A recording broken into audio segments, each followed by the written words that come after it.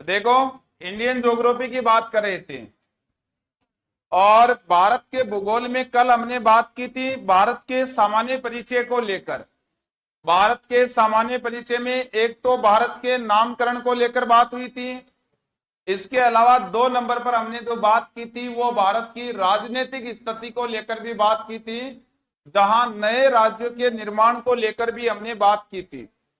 अब जो अपना मुख्य पॉइंट होगा, देखो सामान्य परिचय जरूरी है याद रखना, अपना देश है तो जरूरी है याद रखना, याद रख लेना इस बात को। क्या नाम था क्या नहीं था, ये किसी भी सब्जेक्ट से कनेक्ट नहीं होता, इसको ध्यान दे लेना।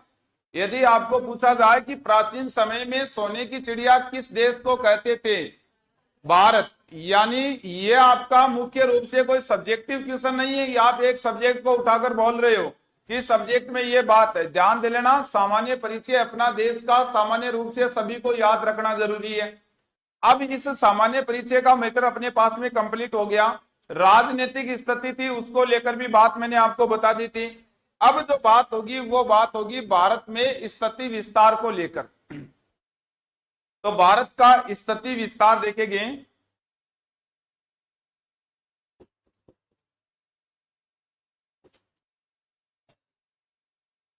अब अपने मुख्य पॉइंट रहेगा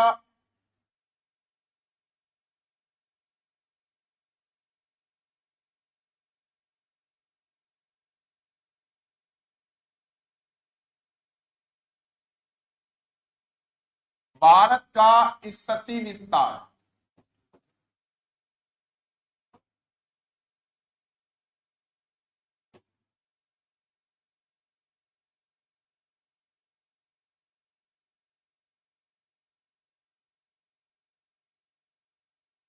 देखना, स्थिति अलग होती है और विस्तार को लेकर बात करेंगे तो वह पॉइंट अपने पास अलग रहेगा। स्थिति क्या होती है, अपना भारत कहाँ स्थित है इसके बारे में जो जानकारी प्राप्त करते हैं वो स्थिति में आता है। भारत में कितना क्षेत्रफल है, कितनी लंबाई चौड़ाई है, कितने राज्य हैं, कौन कौन से देश सीमा बनाते हैं, वो क्या होता है, भारत का विस्तार होता है। तो याद रखना, स्थिति हमारे पास में यदि बात की जाए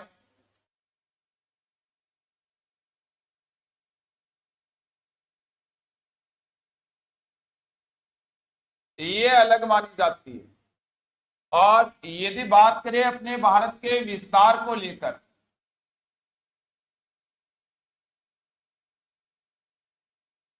तो विस्तार का बिंदु अलग होता है। जैसे यह जो अपना भारतीय भाग है,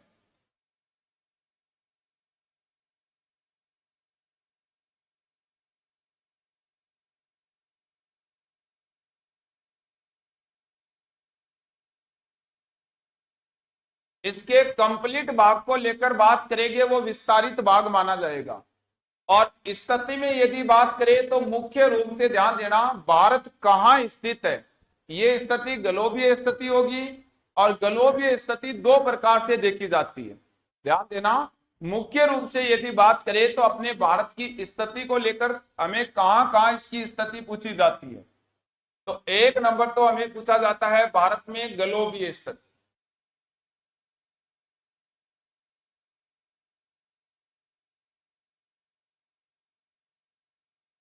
2 नंबर पर है एशिया महाद्वीप में स्थिति।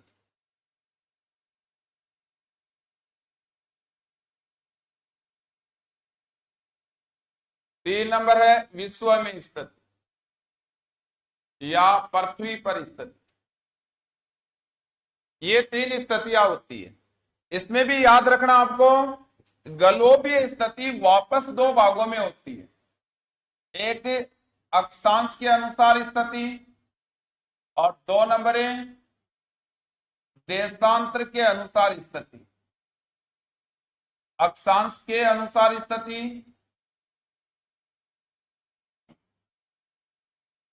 2 नंबर होती है देशांतर के अनुसार स्थिति। अब इसमें हमें समझना है वो विस्तार वाला पॉइंट है जिसमें भारत के पड़ोसी राज्य देश स्थित हैं। भारत के कौन कौन से राज्य किस देश के साथ सीमा बनाते हैं, कितनी जलीय सीमा है, किस महासागर में है, कौन से द्वीप समूह है, कितने राज्य हैं, ये सब बातें कहां पढ़ी जाती है, विस्तार। यहां क्या पढ़ा जाता है इसको समझना पहले। एक नंबर ग्लोबीय स्थिति पढ़ी जाती है। तो ग्लोब क्या होता है? अपनी पृथ्वी का लघु रूप होता है, छोटा रूप होता है। इसको हम ग्लोब के नाम से जानते हैं। इस ग्लोब में दो प्रकार की रेखाएं होती है, जिनमें एक अक्षांश होता है और दूसरा देशांश। इस अक्षांश और देशांश से निर्मित जो ग्लोबीय जाल होता है उसको ग्रिड के नाम से जानते हैं। तो ग्रिड क्या होता है? अक्षांश व देशांतर से निर्मित ग्लोबीय जाल है, उसको ग्रिड या मेष के नाम से जानेंगे।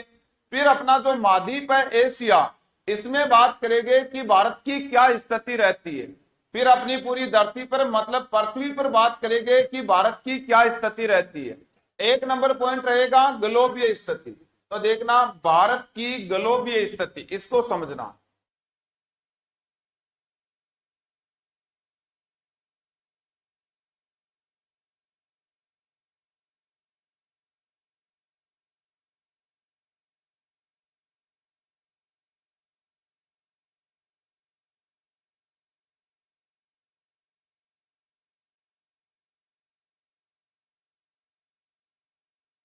अब ग्लोबीय स्थिति में क्या याद रखना है, क्या होता है ग्लोबीय? पहले तो ये देखना, तो अपनी पृथ्वी का लघु रूप होता है, उसको हम किस नाम से जानेंगे? ग्लोब के नाम से। ग्लोब में दो प्रकार की रेखाएं होती है, एक रेखा होती है अक्षांश और दूसरी देशांतर। तो देखना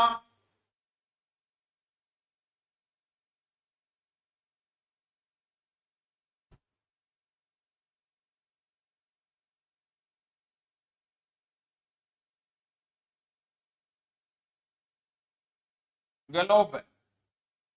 फिर देखना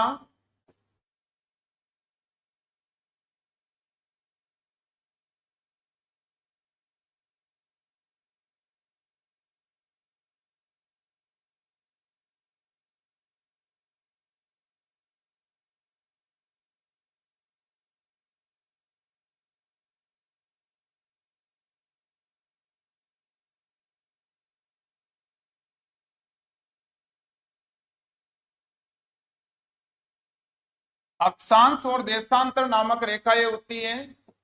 फिर देखना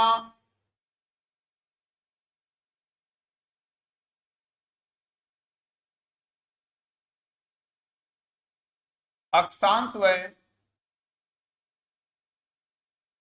देशांतर से निर्मित जाल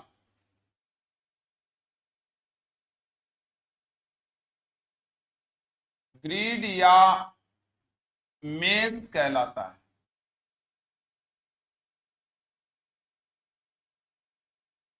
क्या कहलाता है? ग्रिड या मेष के नाम से जानते। अब इसमें भी हमें क्या करना है? एक नंबर अक्षांश स्थिति पढ़नी है, इसके बाद में देशांतरीय स्थिति पढ़नी है, या देशांतरीय स्थिति पढ़ो उसके बाद अक्षांश स्थिति। याद रखना अक्षांश और देशांतर को आधार मानकर इंडियन ज्योग्राफी में कुछ मुख्य रेखाएं होती हैं, जिनमें आपका क्वेश्चन कई बार एग्जाम में पूछा जाता है। तो एक नंबर पर अक्षांशीय स्थिति रहेगी भारत की।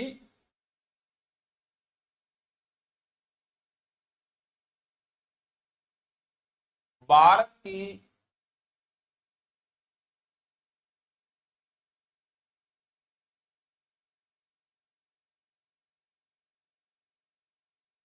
अक्षांशीय स्थिति,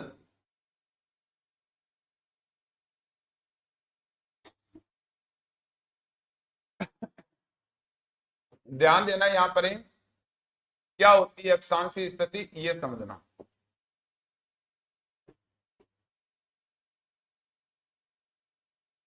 ये अपना ग्लोब आपके पास,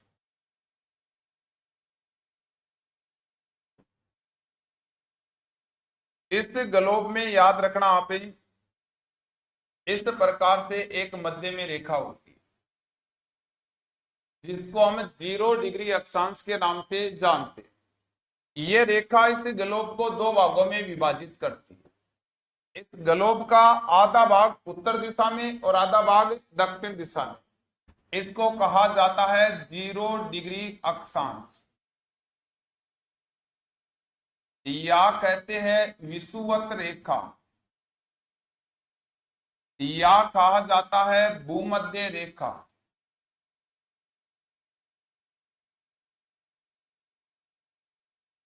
इसके बाद में यदि आप अंतिम रेखा को लेकर बात करें तो उसका नाम होता है 90 डिग्री उत्तरी अक्षांश।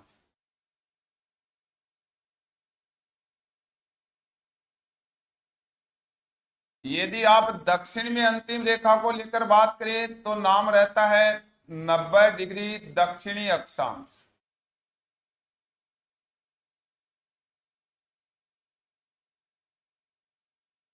इसके अलावा यदि नेक्स्ट बात करें तो एक रेखा होती है अपने पास में 23.5 डिग्री उत्तरी अक्षांश, एक रेखा होती है 66.5 डिग्री उत्तरी अक्षांश। दक्षिण में होती है 23.5 डिग्री दक्षिणी अक्षांश और एक रेखा होती है 66.5 डिग्री दक्षिणी अक्षांश। राजस्थान ज्योग्राफी में भी कई बार बता रखा है। और ये है आपके पास में, याद रखना। इनमें यदि हम बात करें मुख्य रूप से तो ध्यान देना एक बार, अपने पास में यह जो रेखा है इसका नाम है 23.5 डिग्री उत्तरी अक्षांश। यह है 23.5 डिग्री दक्षिणी अक्षांश। यह है आपके पास 66.5 डिग्री उत्तरी अक्षांश और यह है 66.5 डिग्री दक्षिणी अक्षांश। अब यहां से क्या ध्यान देना, इसको ध्यान देना एक बार, इनका कुछ नामकरण किया है। जैसे 23.5 डिग्री उत्तरी अक्षांश को क्या कहते हैं?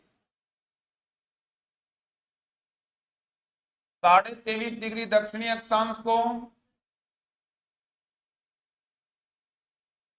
66.5 डिग्री उत्तरी अक्षांश को बता रखा है, बोल जाओ जो बता रखा हो, आर्कटिक वृत्त कहते हैं। 66.5 डिग्री दक्षिणी अक्षांश को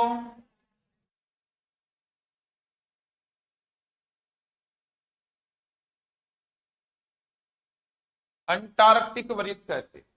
90 डिग्री उत्तरी अक्षांश को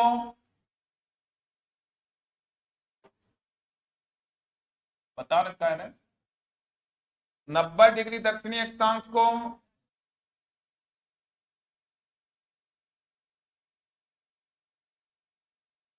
देखना। भारत कहां है इसको एक बार समझने की कोशिश करना। तो ये अपनी ग्लोब की स्थिति है जो मैंने आपके इस मैप में बना रखी है। ये पूरी ग्लोबीय स्थिति है और इसमें भी केवल और केवल अक्षांश रेखाएं लिख रखी है मैंने। इनमें ध्यान देना, अपना जो भारत है इसको लेकर यदि बात करें तो ये स्थित है इस जगह, ऐसा समझना है।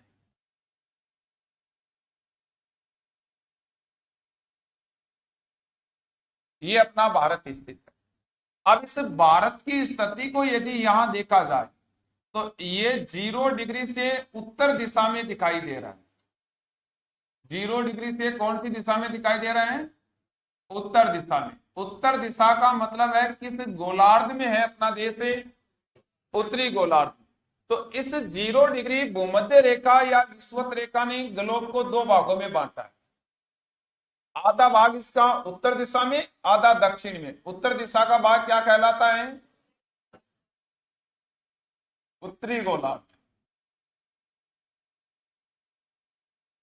और दक्षिण दिशा का भाग क्या कहलाता है? दक्षिणी गोलार्ध।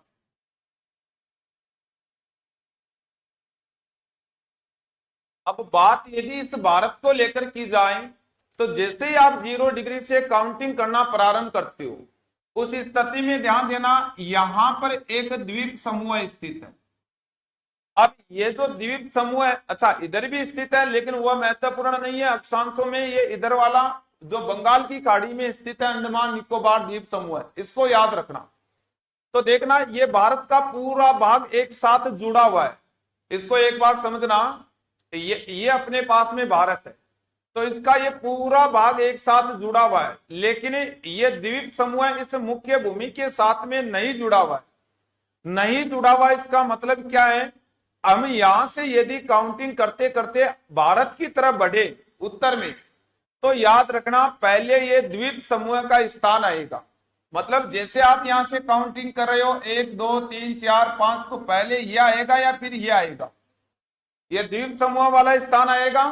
तो भारत में द्वीप समूह की शुरुआत अक्षांशीय स्थिति से पहले हो जाती है। इसके बाद जैसे आगे बढ़ते हो तो ये भारत की मुख्य भूमि है। इसको ये पूरा भारत एक साथ में जुड़ा हुआ है। तो मुख्य भूमि आपकी यहां से प्रारंभ होती है, यहां इसका अंत हो जाता है। इधर ध्यान देना, द्वीप समूह इस मुख्य भूमि से पहले प्रारंभ हो जाता है। अब भारत में अक्षांशीय स्थिति दो प्रकार की बनी। एक तो भारत की अक्षांशीय स्थिति मुख्य भूमि की बनी, वो तो आपका ये पूरा जुड़ा हुआ भारत होगा। एक संपूर्ण भारत की बनी, उसमें ये द्वीप समूह भी आएगा। क्यों आएगा? क्योंकि ये भाग अपने देश का, ये भारत का ही है, जिसे हम अंडमान निकोबार द्वीप समूह के नाम से जानते। तो भारत की अक्षांशीय स्थिति को दो प्रकार से आपको याद रखना पड़ता है। अब यहां एग्जाम में आप आधार मानकर पूछ देख लेना। यदि एग्जामर ऐसा लिखता है ना कि भारत की अक्षांशीय स्थिति द्वीप समूह के अनुसार क्या है, या यहां से याद रखना एग्जाम में क्वेश्चन लिखते समय आपके पास क्या लिखा जाएगा। यदि वो ये लिखता है कि भारत की मुख्य भूमि की अक्षांशीय स्थिति, तो आपको द्वीप समूह की अक्षांशीय स्थिति नहीं लेना है। मुख्य भूमि का मतलब तो यहां से लेना है और फिर बता देना।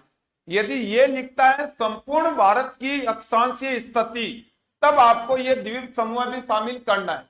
अब इस भारत को मैं यहां अलग बना रहा हूं, एक बार ध्यान देना इधर।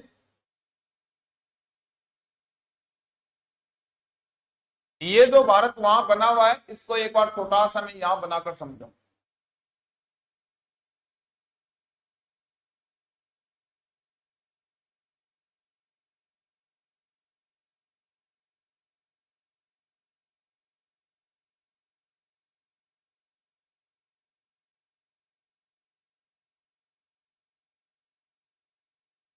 ये इसमें इस जगह आप ये समझो कि ये वो द्वीप समूह है,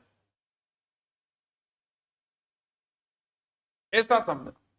दोबारा समझना, यहां जो ये भाग है वो अपने भारत की मुख्य भूमि के साथ नहीं। मुख्य भूमि का मतलब ये पूरा भारत एक साथ में जुड़ा होता है, वो मुख्य भूमि होती है। और ये भाग है वो अपने पास में अंडमान निकोबार द्वीप समूह का, जो बंगाल की खाड़ी में स्थित है। अब यहां से क्या समझना है, इसको एक बार ध्यान देना। जैसे आप 0 डिग्री से भारत की तरफ बढ़ोगे ऊपर की ओर, तो पहले ये स्थान आ जाएगा, आएगा भाई। 0 डिग्री से काउंट करते हुए बढ़ोगे तो ये मुख्य भूमि पहले आएगी या द्वीप समूह आएगा? तो अब इस द्वीप समूह में यहां भारत की जो अक्षांश की स्थिति है वो है 6 डिग्री 4 मिनट। इसके बाद जैसे आगे बढ़ोगे फिर से 7 आएगा, यहां 8 डिग्री 4 मिनट की स्थिति आएगी। तो मुख्य भूमि की 8 डिग्री 4 मिनट की होगी। फिर लास्ट में अंतिम भाग आप देखते हो, इस जगह पर ये आता है आपके पास 37 डिग्री 6 मिनट का। दोबारा ध्यान दे लेना, ये पूरा का पूरा भारत है वो 0 डिग्री से कौन सी दिशा में स्थित है? उत्तर में। मतलब किस गोलार्ध में? आप ध्यान देना, उत्तरी गोलार्ध में यदि कोई भी अक्षांशीय रेखा आ जाए तो आप उसके नाम के आगे उत्तरी अक्षांश लिख दो। तो अब अपना पूरा भारत उत्तरी गोलार्ध में है, तो देखना ये भी उत्तरी अक्षांश होगा, ये भी उत्तरी अक्षांश होगा और ये भी उत्तरी अक्षांश। आप गलती क्या करोगे एग्जाम में, आप सोचोगे कि ये तो भारत में दक्षिण में स्थित है, इसलिए आप जल्दबाजी में दक्षिणी अक्षांश कर दोगे, तो गलत हो जाएगा। ये तो सही है कि भारत की दक्षिण दिशा है, लेकिन भारत है कहां? इस गलोब में। और इस गलोब में कौन सा गोलार्ध रहता है?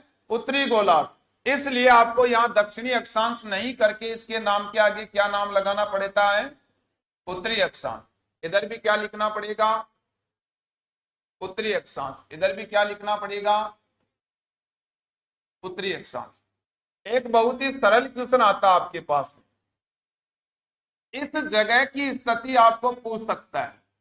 यहां की स्थिति क्या पूछेगा?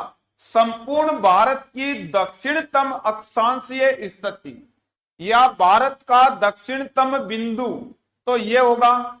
यदि ये क्वेश्चन देता है कि भारत की मुख्य भूमि का दक्षिणी बिंदु, तो ये आंसर होगा। मतलब आपके पास ये क्वेश्चन आता है ना कि भारत का दक्षिणतम बिंदु, तो 6 डिग्री 4 मिनट का बताना पड़ेगा।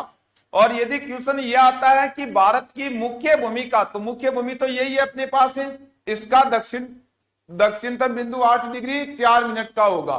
तो दोनों को आप थोड़ा सा ध्यान देना, ये 8 डिग्री 4 मिनट का है और ये 6 डिग्री 4 मिनट। आप ध्यान देना, ये 6 डिग्री 4 मिनट का जो बिंदु है वो मैं यहां पर लिख रहा हूं, इसका नाम है पिगमेलियन पॉइंट।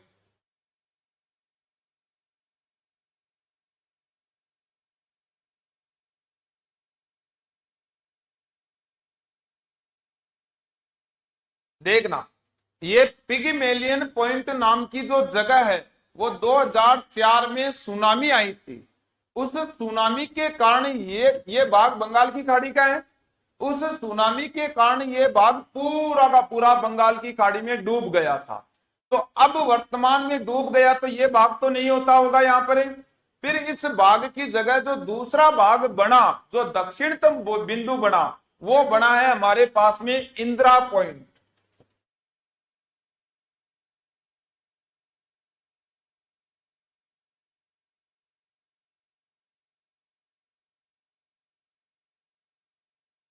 क्या नाम याद रखोगे? इंदिरा पॉइंट। अब ध्यान देना, इस इंदिरा पॉइंट को ही हमारे द्वारा पार्सन पॉइंट कहा जाता है। तो तीनों नाम एग्जाम में देख लेना, ऑप्शन में क्या दे रखा है वही आपका आंसर सही हो जाएगा।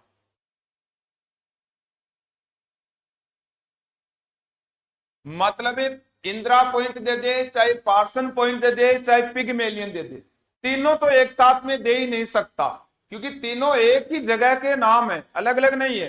तो या तो आपको पिगमेलियन देगा, या पार्सन देगा, या इंदिरा पॉइंट देगा। इसके अलावा देखना, ये तो हुई अपने भारत की दक्षिणतम स्थिति को लेकर बात। अब जो बात हो रही है वो भारत की मुख्य भूमि को लेकर बता रहा हूं। ये मुख्य भूमि का भाग है और ये भाग है अपने पास में, यदि बात करें तो केप केमरिन नाम का एक स्थान है।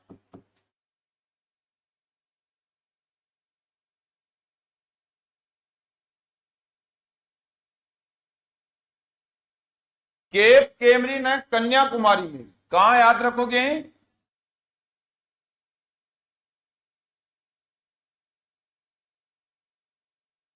और कन्याकुमारी है अपने पास में तमिलनाडु राज्य।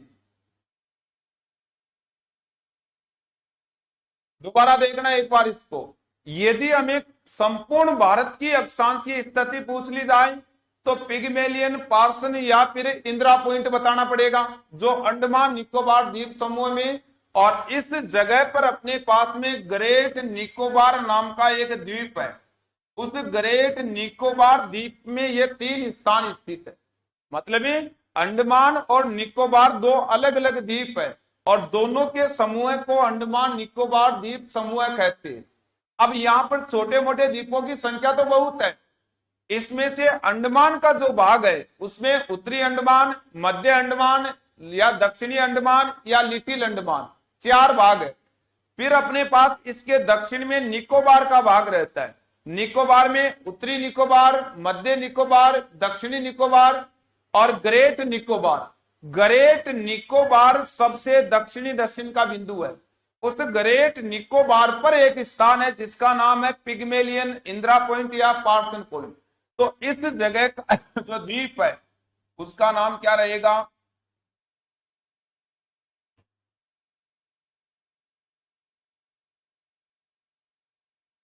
ग्रेट निकोबार। जैसे ही आप यहां से चलोगे तो इस जगह समझना, भारत में यहां पर ये रेखा है 23.5 डिग्री उत्तरी अक्षांश। क्या नाम दिया? ये भारत के मध्य की अक्षांश रेखा है। ध्यान दे लेना दोबारा, भारत के मध्य की अक्षांश है। के बाद में ये जो बिंदु आपके पास इस जगह है, ये है अब वर्तमान में इंदिरा कोल।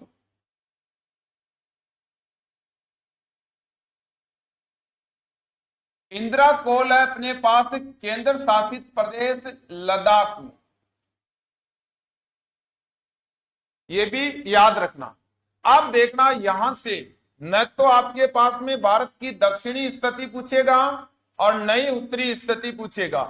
क्या पूछा जाएगा, एक तो यहां से लेकर यहां तक अपने भारत की लंबाई है या चौड़ाई, लंबाई है, तो ये लंबाई है कितनी अपने देश की।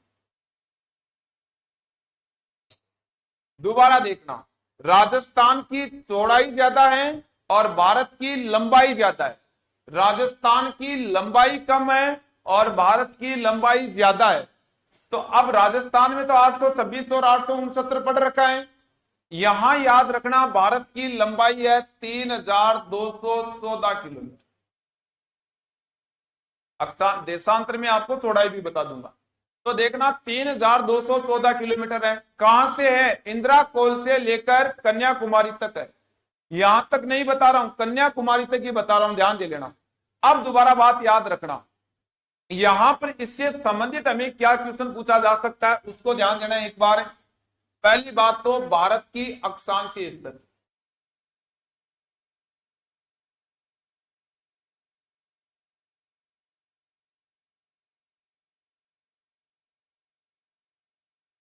भारत की अक्षांशीय स्थिति,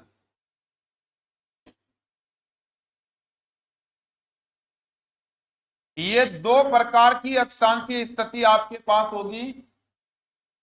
एक तो होगी भारत की मुख्य भूमि की अक्षांशीय स्थिति,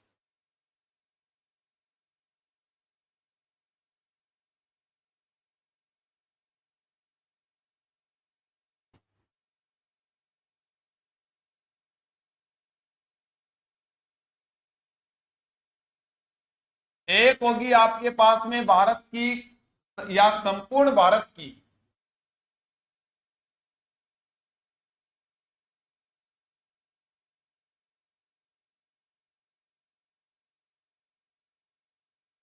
अक्षांशीय स्थिति।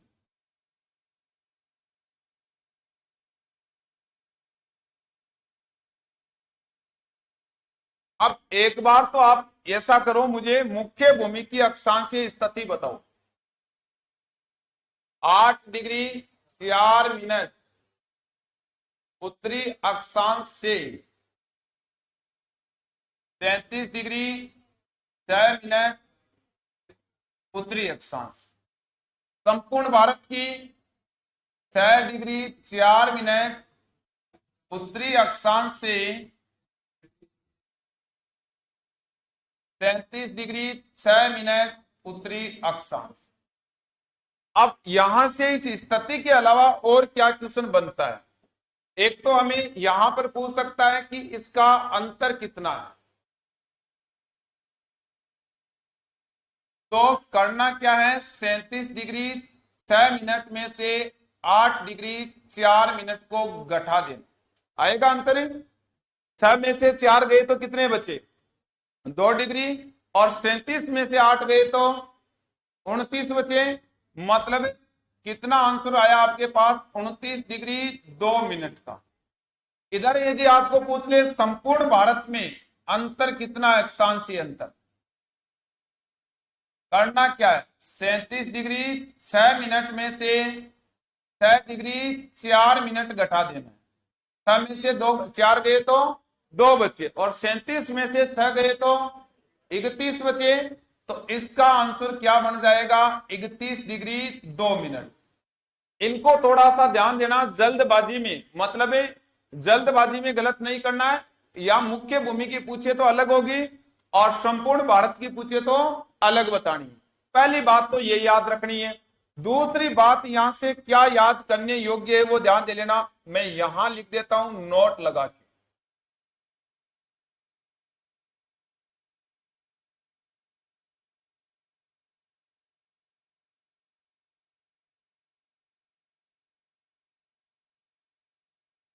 अक्षांश के अनुसार भारत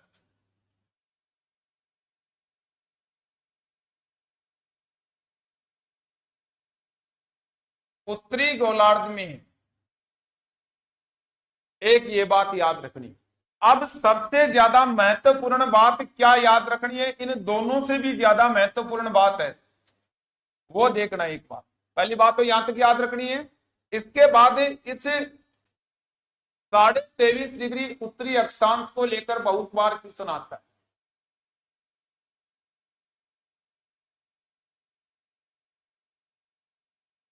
क्या नाम है इसका?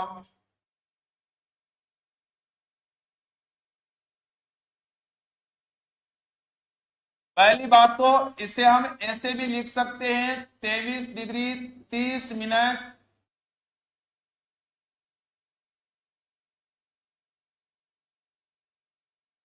उत्तरी अक्षांश। दोबारा देखना, कई स्टूडेंट यहां गलती क्या करेंगे, 23 डिग्री 50 मिनट, तो गलत हो जाएगा ये क्वेश्चन, ध्यान दे लेना। इसको 23 डिग्री 30 मिनट ही बताना पड़ेगा। कई बार एग्जाम में ऐसा नहीं लिखा हुआ है तो आपको ये सही मान के आगे बढ़ लेना है। अब ये जो 23 डिग्री 30 मिनट या 23.5 डिग्री उत्तरी अक्षांश है, इसके बारे में भारत से संबंधित बनने वाली जितनी भी विशेषता है वो सब की सब विशेषताएं हमें देखनी है कि यहां से हमें क्या क्वेश्चन पूछा जाता है, उसको ध्यान देना। पहली बात तो इसका नाम क्या रखा हमने,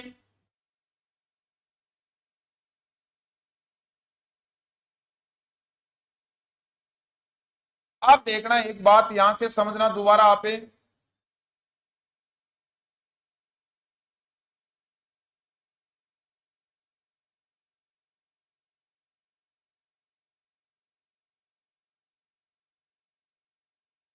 ये आपके पास में 23.5 डिग्री उत्तरी अक्षांश मतलब कर्क रेखा स्थित है। अब इसको आप ध्यान देना एक बार है।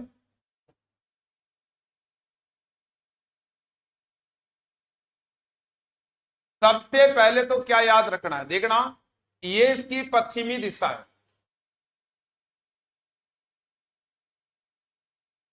और यह कौन सी दिशा इस पर है, पूर्व दिशा है।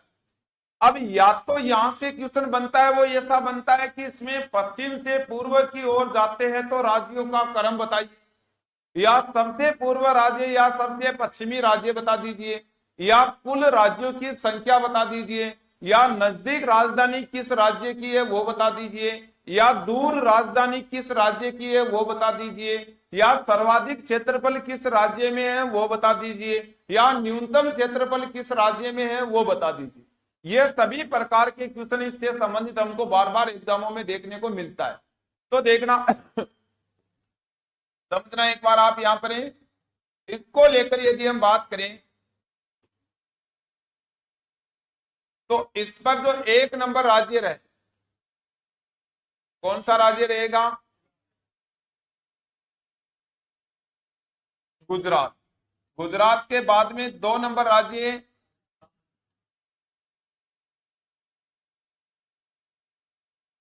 राजस्थान, के बाद 3 नंबर राज्य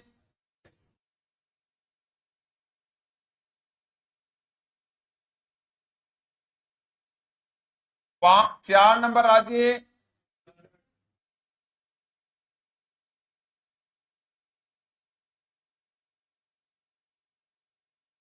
5 नंबर राज्य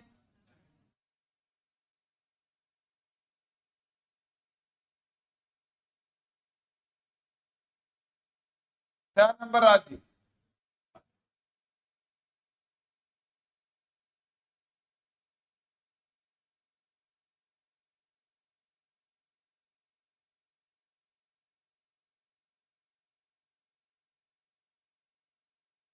और लास्ट का राज्य कौन सा हो गया,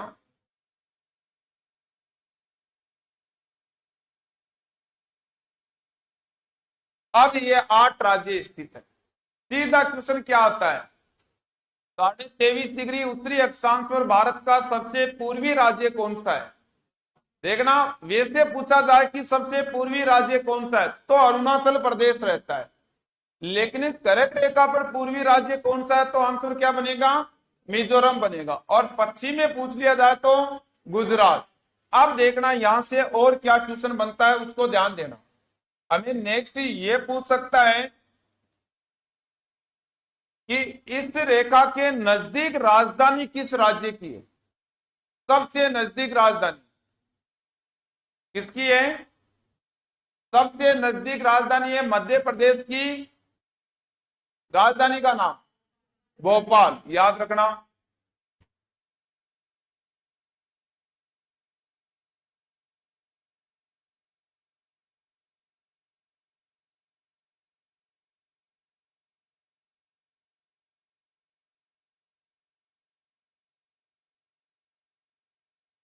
सबसे दूर राजधानी किस राज्य की है? तो राजस्थान की।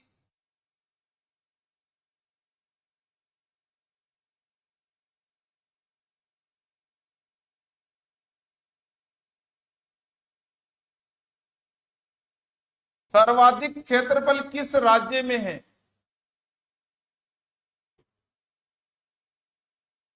सबसे ज्यादा क्षेत्रफल किस राज्य में है? मध्य प्रदेश में, यानी सर्वाधिक लंबाई।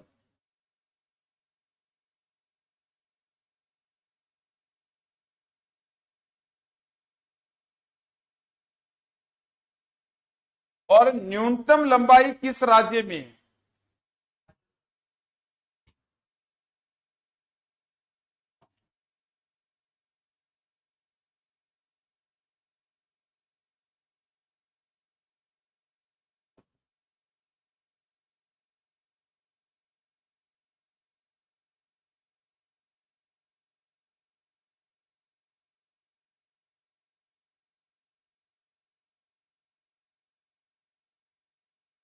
न्यूनतम क्षेत्रफल वाला राज्य और न्यूनतम लंबाई वाला राज्य कौन सा होगा?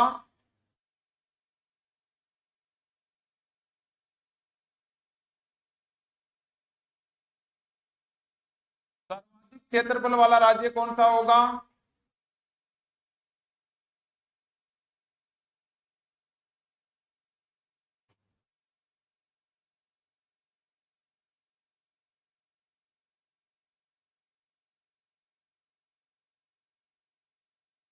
दोबारा देखना क्या क्वेश्चन बनेगा यहां से। पहली बात तो कुल राज्यों की संख्या कितनी है?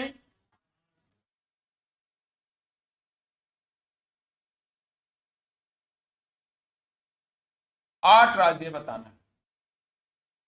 आप देखना यहां से 8 राज्यों में सबसे पूर्वी राज्य से कौन सा होगा और सबसे पश्चिमी।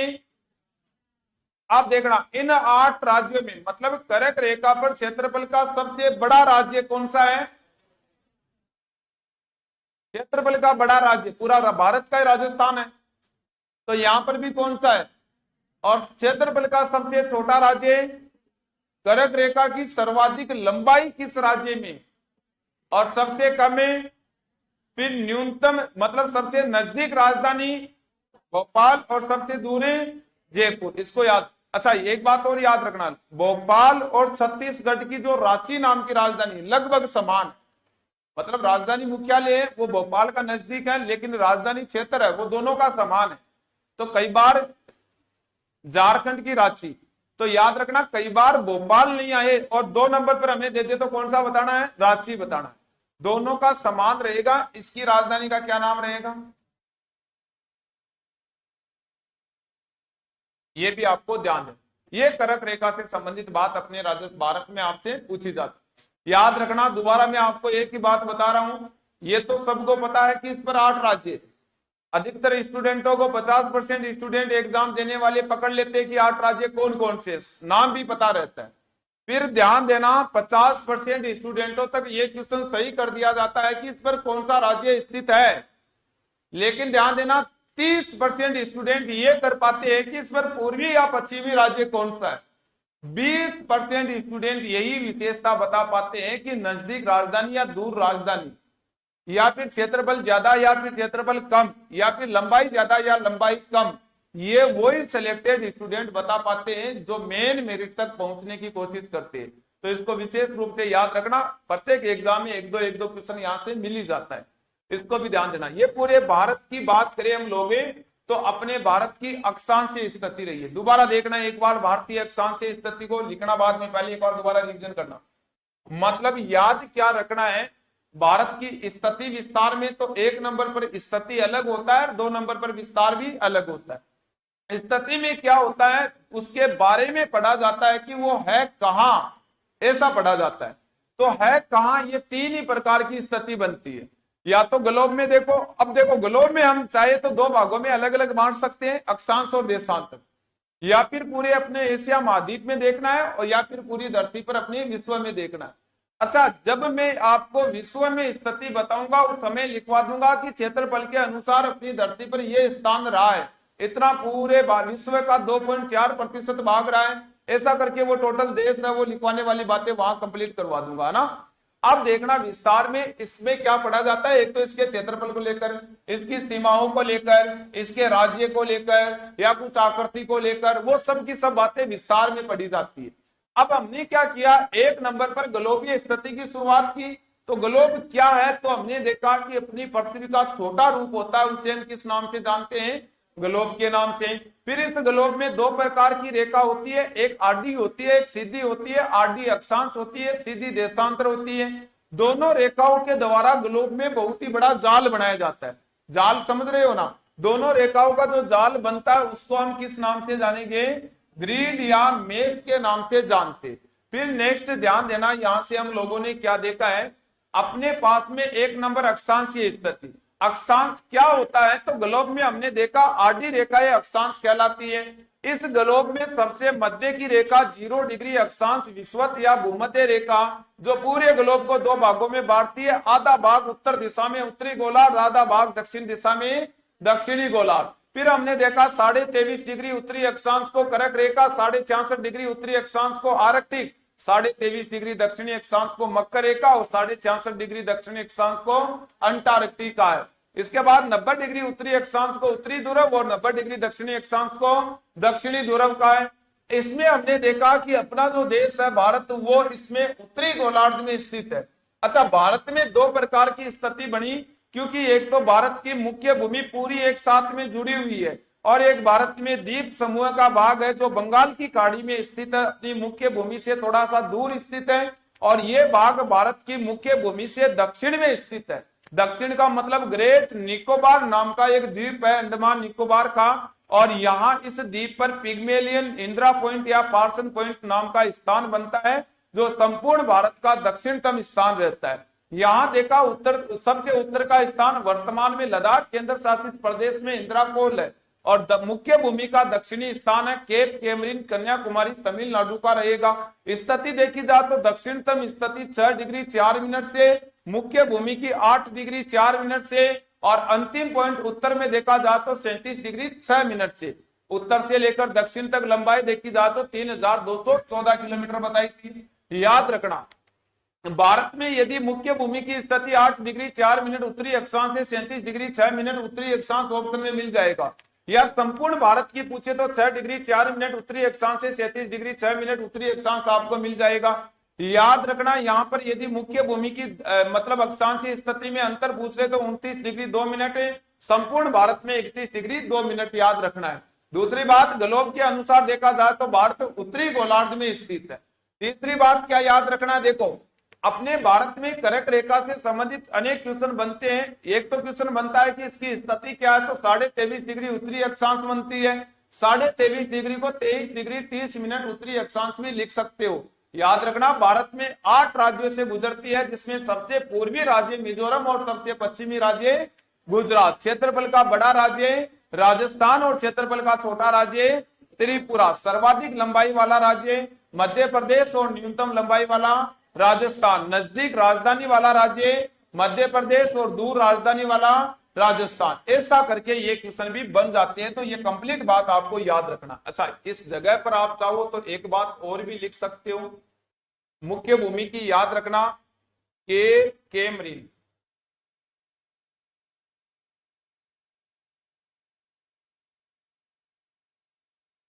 कन्याकुमारी,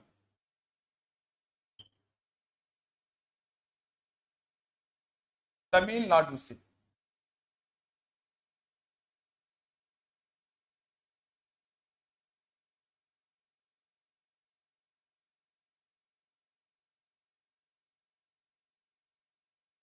इंदिरा कोल लद्दाख तक है।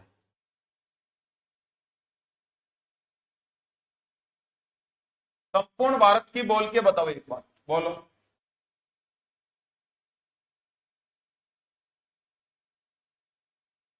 इंदिरा पॉइंट कौन सा द्वीप बताया था? ग्रेट निकोबार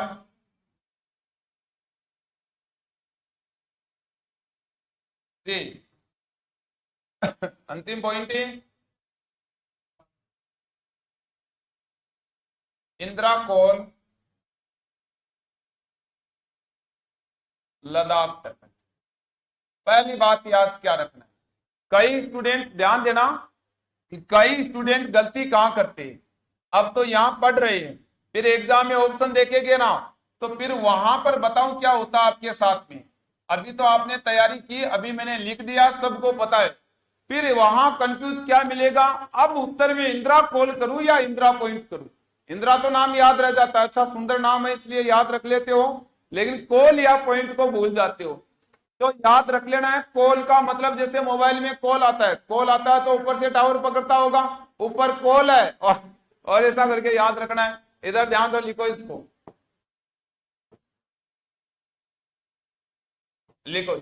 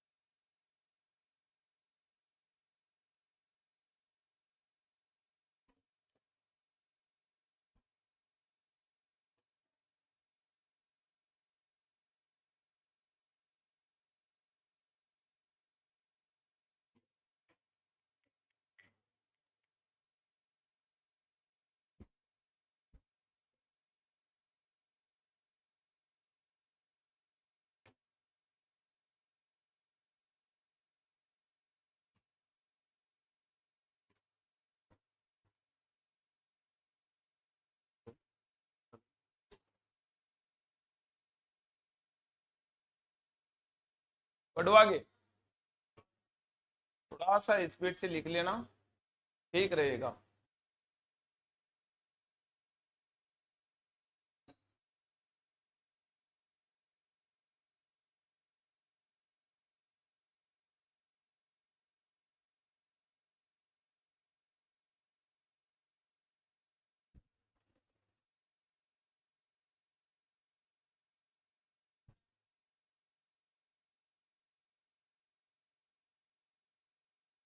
पढ़ो आगे, लिखा,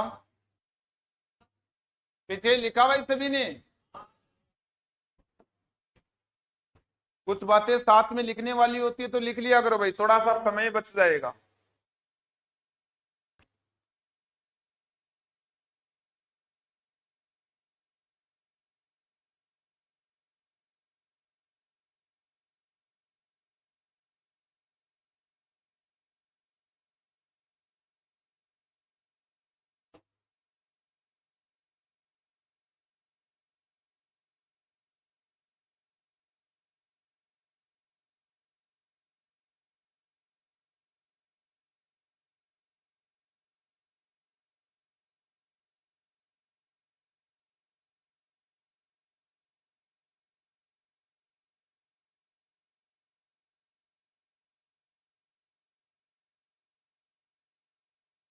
पढ़ू,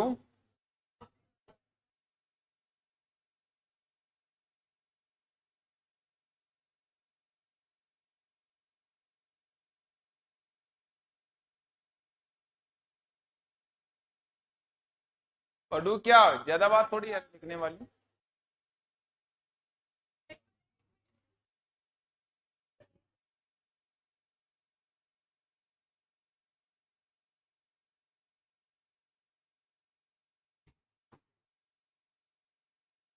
लिखो जी, ये दिखाई दे रहा है ना पीछे सभी को?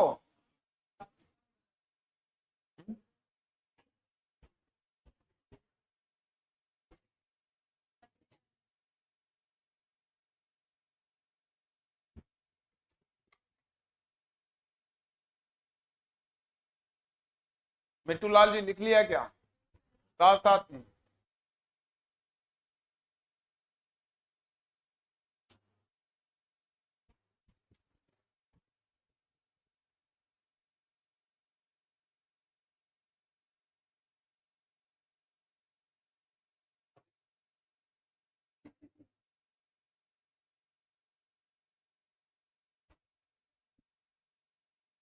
ऐसा स्टूडेंट कौन है जो 6 घंटे ज्योग्राफी पढ़ रहा है रोज? आप। वर्ल्ड ज्योग्राफी भी 2 घंटे, राजस्थान भी 2 घंटे, और ये इंडियन ज्योग्राफी भी 2 घंटे।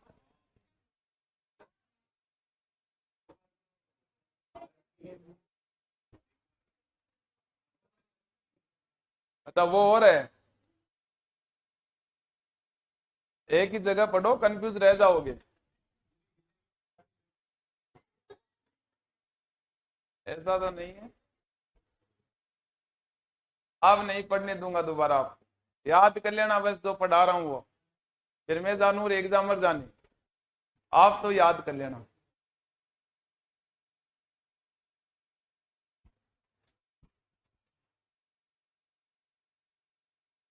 पूछ लिया करो, नहीं समझ में आता है तो।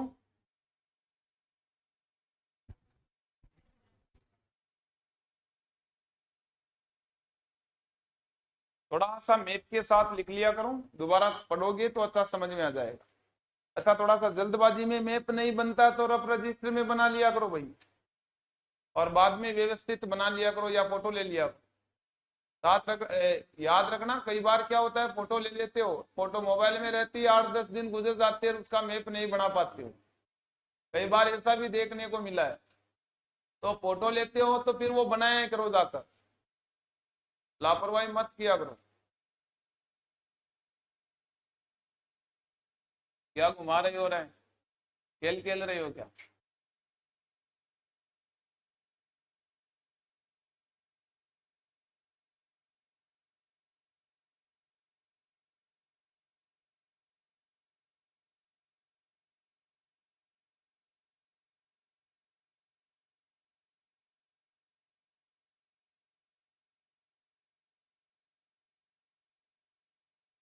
12th क्लास में ज्योग्राफी किन किन के रही है?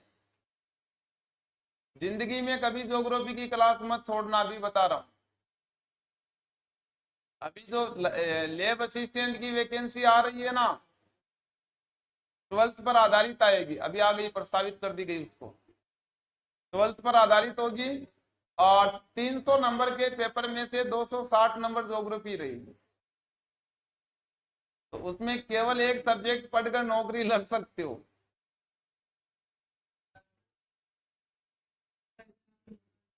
क्यों नहीं है इजी?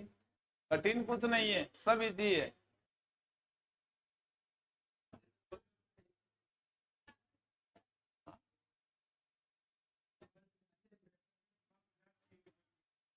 पेपर में मुझे तो आपको भी नहीं आती।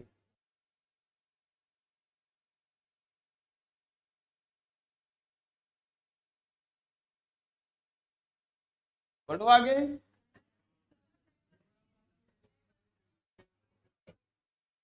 बिना सीईटी की एग्जाम है लैब असिस्टेंट, याद रखना, सीईटी लागू नहीं है उस पर। बिना सीईटी के माइनस मार्किंग तो रहेगी। अब 300 में से जो 40 नंबर बचे ना, 260 तो ज्योग्राफी है, और 40 नंबर बचे वो राजस्थान हिस्ट्री है।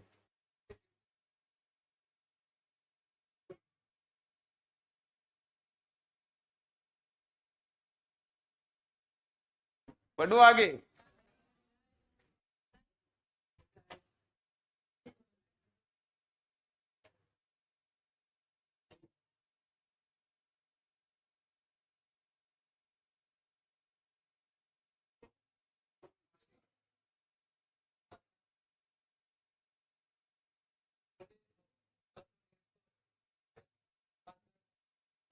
लैब असिस्टेंट के 5 लाख तो नहीं भरे जाएगी।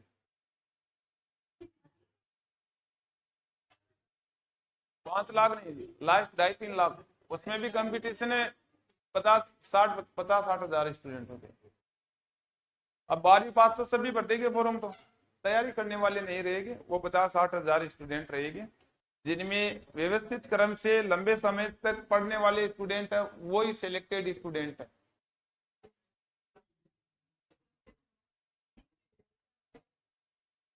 बढ़ो आगे।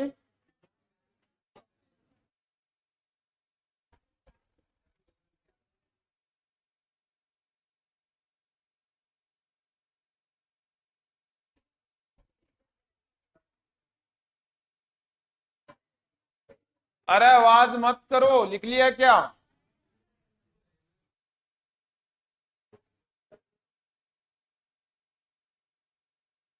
लिखो बात।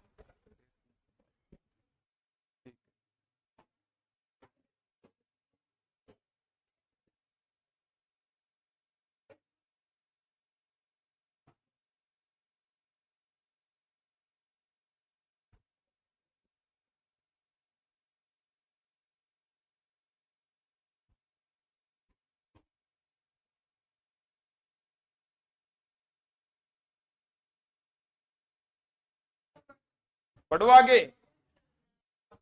देखो इसके बाद है, जल्दी लिखो और बाकी है तो फोटो ले लो ना। फोन नहीं है?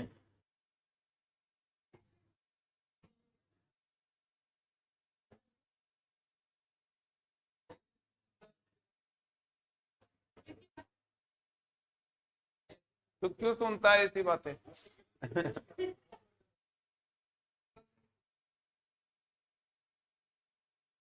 तो फोन नहीं है तो कह रहा है कि पहली लड़की सुन रहा हूँ जिसके पास फोन नहीं है। तो भाई तुझे जरूरी क्या सुनने की?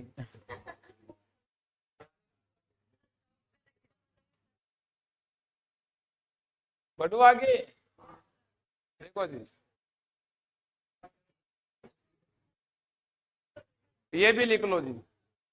वही बात है जो यहाँ मैंने व्यवस्थित लिखवा दिया। आप आवाज मत करो, आवाज मत करो, आवाज मत करो, लिखो जल्दी करो।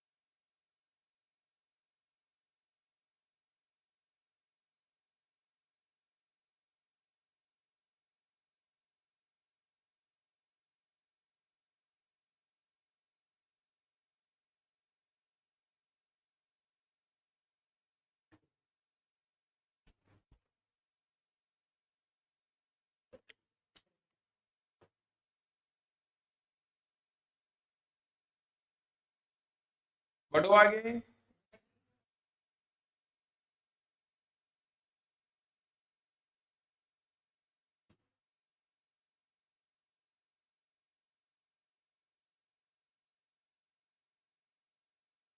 देखो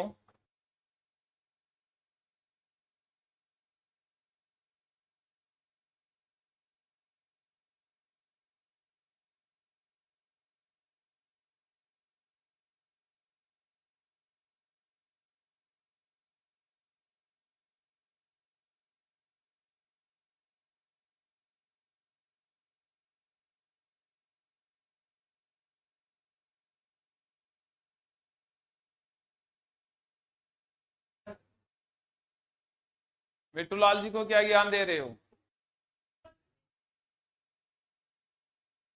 इसीलिए मिट्टूलाल नाम है।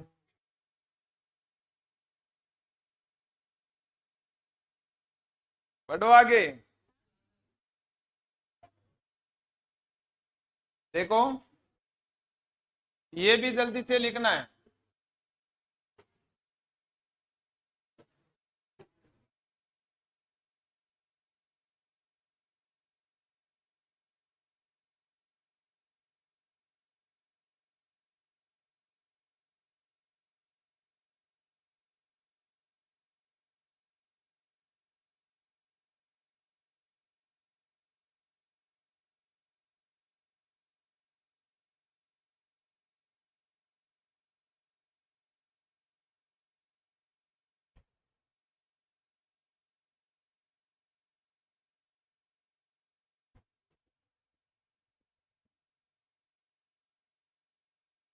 दोबारा याद रखना, पश्चिम से पूर्व की ओर या पूर्व से पश्चिम की ओर इन राज्यों का क्रम जरूर पूछ लेता है कई।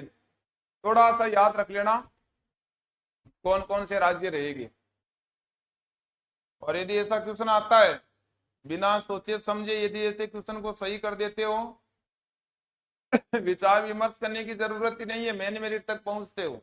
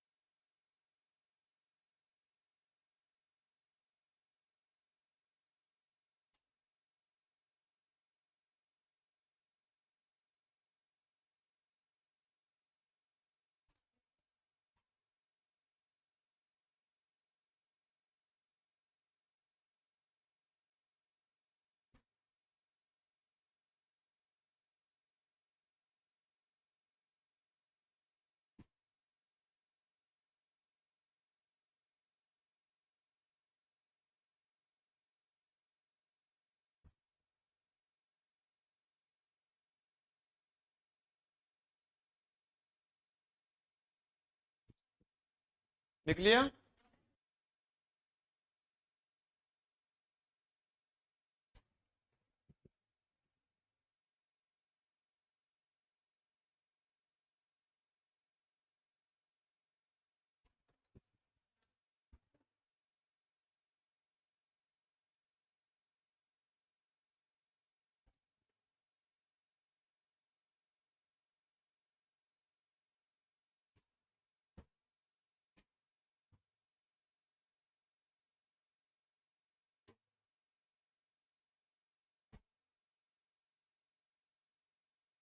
बढ़ो आगे।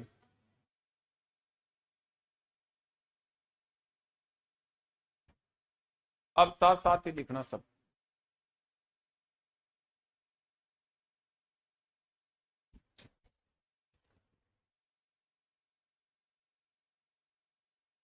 बढ़ो तो आगे, एक बार सभी ने लिखा तो।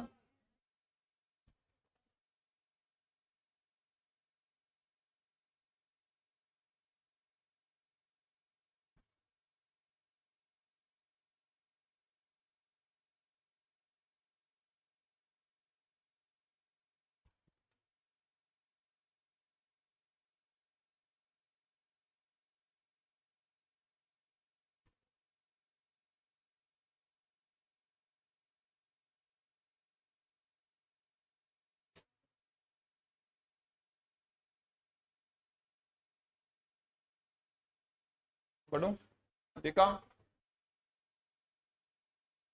नेक्स्ट देखो, इसके बाद है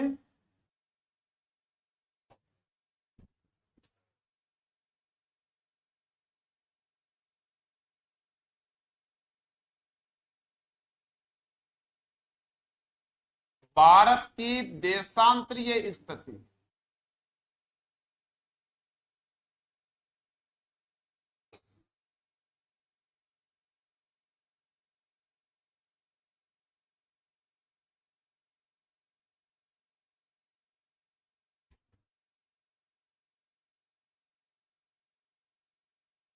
देशांतरी स्थिति। इसमें देखो एक बार ये आपके पास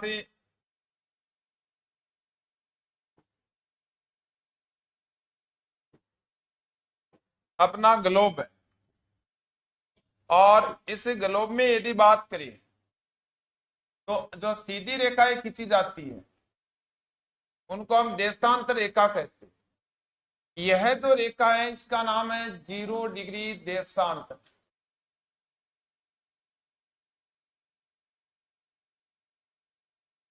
इसको ग्रीनविच रेखा भी कहते हैं।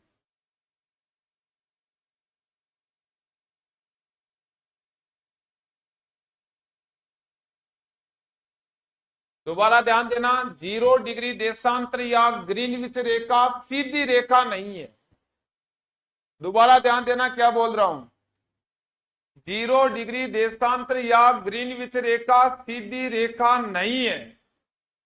इसमें बीच बीच में अपनी धरती का ये जो ग्लोब बना है इसमें सागरीय भाग है जहां से इसको घुमाया गया है। 7 राउंड लगाए गए 0 डिग्री देशांतर पर, 3 बार इधर घूमी, 3 बार इधर घूमी, 1 बार सीधा राउंड रहा। तो 0 डिग्री या देशांत ग्रीनविच रेखा है वो सीधी रेखा नहीं है, एक तो ये बात याद रखना।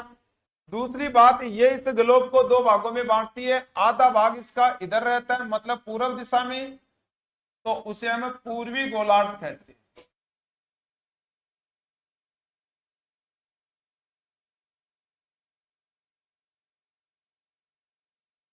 आधा भाग पश्चिम दिशा में रहता है जिसको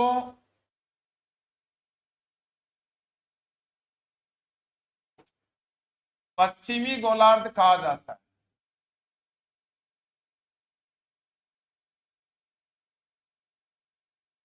ये पश्चिमी गोलार्ध, इसमें अनेक रेखाएं खींची गई हैं। जैसे बात करें तो इस प्रकार से बहुत सारी रेखाओं के द्वारा अपना ग्लोब निर्माण होता है।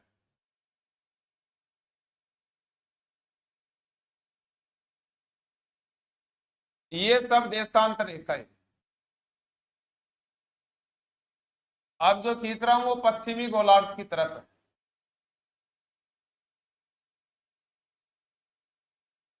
ये देशांतर रेखाएं, इनके द्वारा अपना ग्लोब मतलब ग्लोब का निर्माण हुआ है। अब यहां पर क्या ध्यान देना है, पहले बात तो ये देखना, इन देशांतर रेखाओं में यदि अपने देश की स्थिति देखी जाए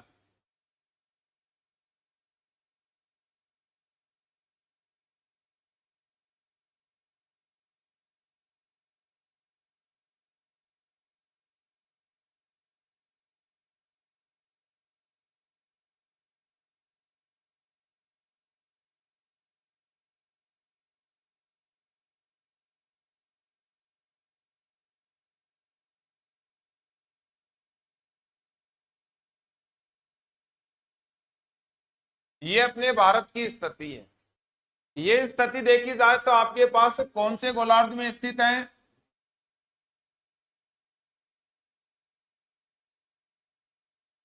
जो पूर्वी गोलार्ध में स्थित है। दूसरा क्वेश्चन देखना, इन देशांतर रेखाओं में कुछ मुख्य देशांतर रेखाएं होती है जो भारत से संबंधित देशांतर रेखाएं बहुत बार पूछी जाती है। इसमें क्या याद रखना है, देखो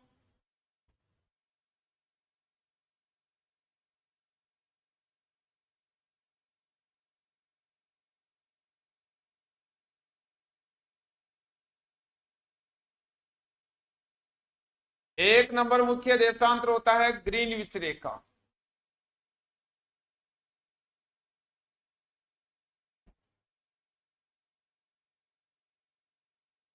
दो नंबर पर है आपके पास में अंतरराष्ट्रीय तिथि रेखा।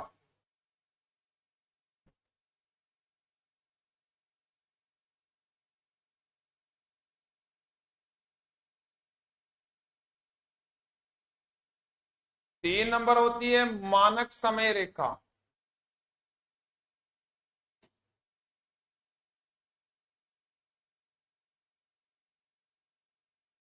चार नंबर है स्थानीय समय रेखा।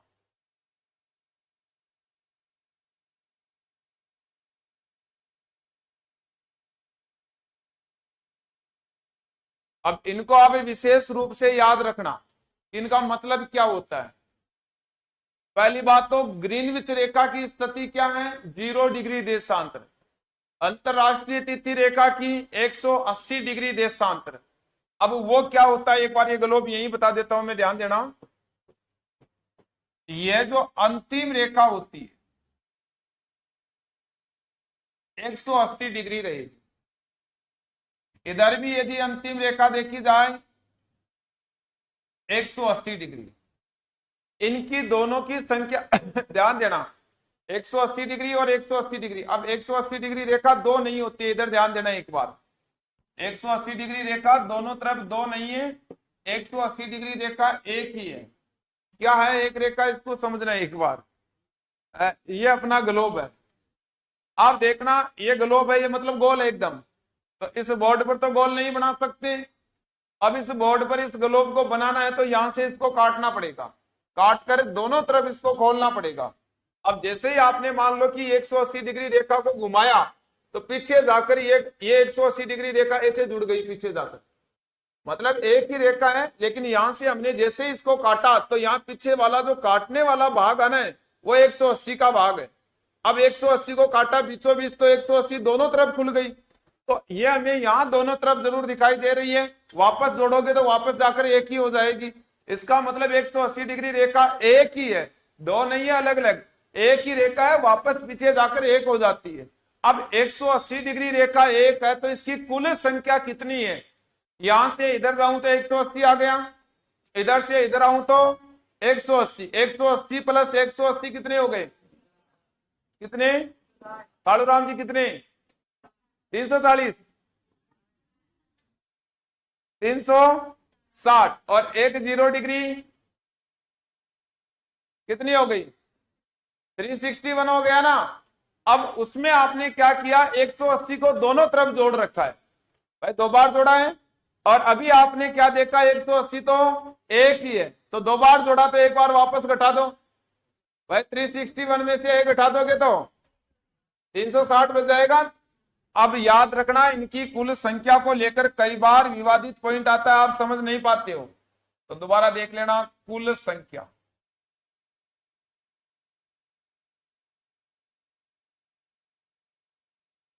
180 प्लस 179 प्लस 1, 300। 179 क्यों लिखा?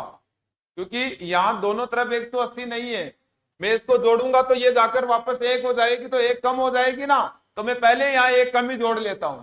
ऐसा जोड़ेंगे तो कितनी आ जाएगी? 360। अब देखना यहां से क्या क्वेश्चन आएगा। ये जो चार रेखाएं मैंने आपको बता रखी है, इनका क्वेश्चन बहुत बार एग्जाम में सीधा पूछा जाता है। क्या मतलब होता है इनका, पहले तो ये समझना। तो ये जो देशांतर रेखा है इनका देखना,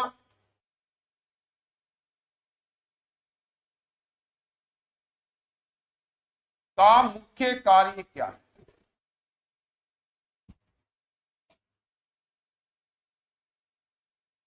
क्या कार्य होता है?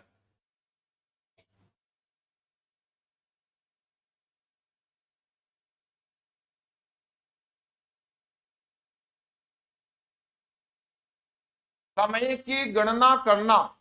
अब कैसे गणना होती है वो पूरी बात अभी देखेंगे हम। एक बार यहां समझना आप लोग, एक एक रेखा को लेकर मैं एक एक विशेषता आपको एक बार लिखवाने वाली है, वो लिख लेना साथ साथ।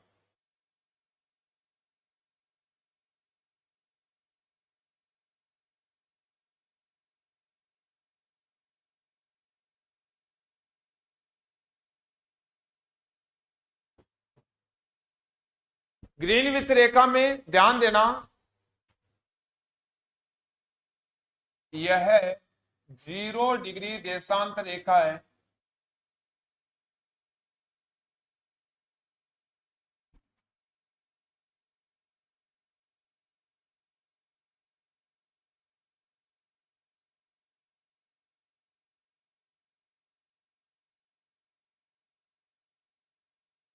इसका नामकरण 22 अक्टूबर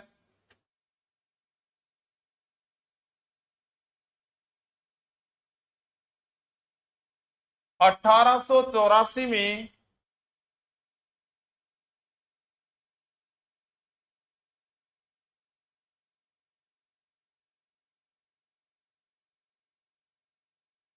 अमेरिका की राजधानी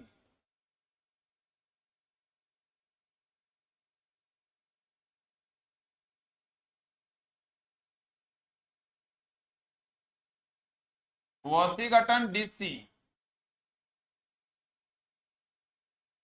में हुए अंतरराष्ट्रीय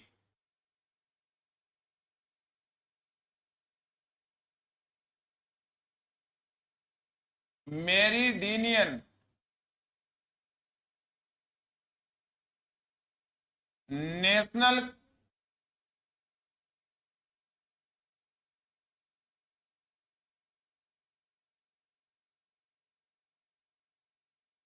के सम्मेलन में किया गया।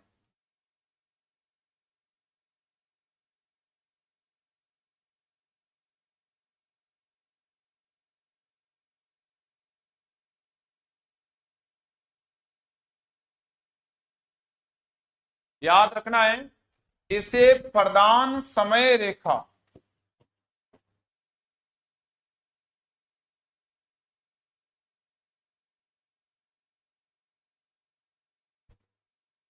प्रधान मध्य याम्योत्तर या जुलू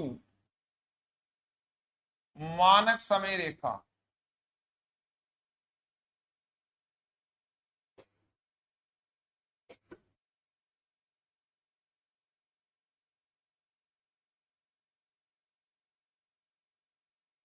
कहते हैं। जुलू मानक समय रेखा किस रेखा का नाम है? तब आंसर क्या बनता है? ग्रीनविच रेखा। याद रखना,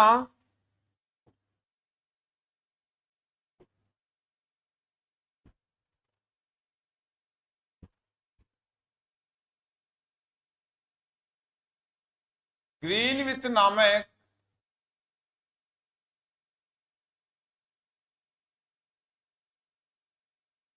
इंग्लैंड की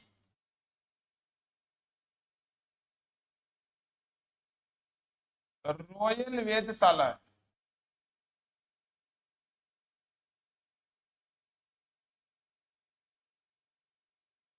इंग्लैंड की रॉयल वेधशाला है ग्रीनविच नामक, और वहां से गुजरने के कारण हमने इसका क्या नाम दिया है? ग्रीनविच रेखा नाम रखा है। ये भी याद रखना। इसके बाद में देखना, नेक्स्ट जो रेखा रही है वो रही है अंतरराष्ट्रीय तिथि रेखा।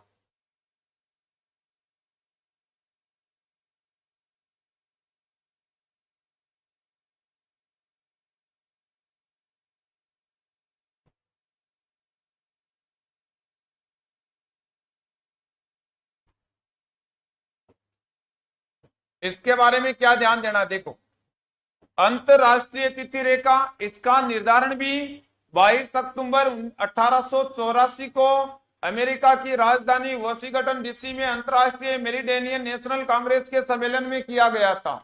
निर्धारण इसका भी उसी समय किया गया था। अंतरराष्ट्रीय तिथि रेखा कौन सी है? तो 180 डिग्री देशांत रेखा को क्या कहा जाता है? अंतरराष्ट्रीय तिथि रेखा। तो देखना,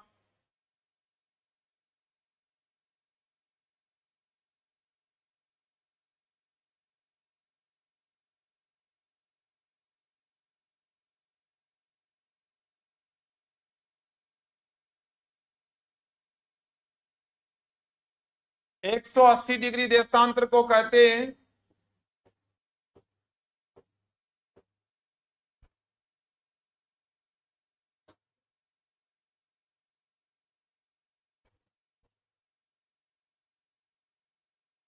इसका निर्धारण है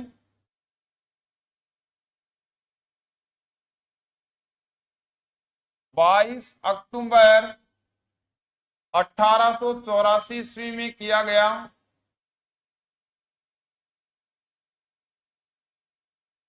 मतलब चाहो तो पूरी की पूरी कहानी वो लिख लेना ऊपर वाली, है ना, या फिर याद रख लेना भाई इसी समय किया गया था, एक ही स्थान पर हुआ है। अंतरराष्ट्रीय तिथि रेखा की विशेषता क्या है? ग्रीनविच, याद रखना, ग्रीनविच रेखा के विपरीत रेखा। विपरीत का मतलब समझना एक बार मेरी बात, मेरे दोनों अंगूठे है ना, ये अंगूठे ये दोनों एक ही है, और ये 180 डिग्री है, और ये दोनों अंगुलियां है ना, ये 0 डिग्री है, ये दोनों अंगुलियां 0 डिग्री है। ये लो मेरा ग्लोब बना दिया। अब इस ग्लोब को मैं खोल रहा हूं, तो दोनों अंगूठे दोनों तरफ आए या नहीं आए? इस ग्लोब में आपके पास में देखना 180 डिग्री दोनों तरफ आई। अब इसको मैं वापस एक जगह इकट्ठा कर रहा हूं, तो दोनों अंगूठे पीछे जाकर एक हो जाएंगे। अब ये जो अंगुली है ना 0 डिग्री वाली, इसके विपरीत रेखा कौन सी बनेगी आपकी? 180। तो 180 डिग्री रेखा का मतलब अंतरराष्ट्रीय तिथि रेखा, और 0 डिग्री का मतलब है ग्रीनविच। तो ग्रीनविच के विपरीत रेखा कौन सी है? तो आंसर क्या बनेगा? अंतरराष्ट्रीय तिथि रेखा। सही बात है, तो ये बात भी लिखना है।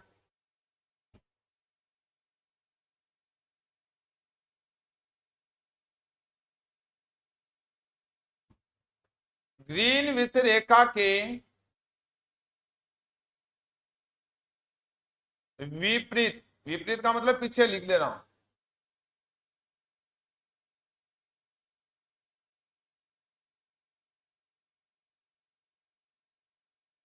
अंतरराष्ट्रीय तिथि रेखा,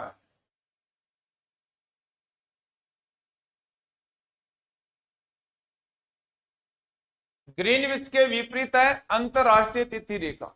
याद रखना, देखना 4 रेखाओं के बारे में हमें जानकारी लेनी थी, 2 तो प्राप्त हो गई हमें। अब एक मानक समय रेखा और एक कौन सी है? स्थानीय समय रेखा। तो अब मानक समय रेखा बताने से पहले इस भारत को बताना पड़ेगा, उसके बाद में मानक समय रेखा बताता हूं। तो अब देखना, यहां तक लिख लिया सभी ने? टाइम क्या हो गया? टाइम ना हो जाए। ठीक है ठीक है, बता देंगे बता देंगे। लिखो लिखो, जल्दी करो, थोड़ा सा लिखने में जल्दी करो, बता देंगे। इससे पहले वाला? अच्छा, टाइम कम है तो साथ साथ में लिखते रहना भाई। 1-2 मिनट लगती है तो मुझे बता देना, नहीं तो रह जाएगा फिर ये। बची हुई बात तो कल बता दूंगा, नहीं कि नहीं लिखोगे वो कल कहां से लिखोगे? तो साथ साथ में थोड़ा सा लिखते रहना। अच्छा, एक बात और लिख लेना, देशांतर के अनुसार भारत पूर्वी गोलार्ध में, ये नोट और कर लो एक बार।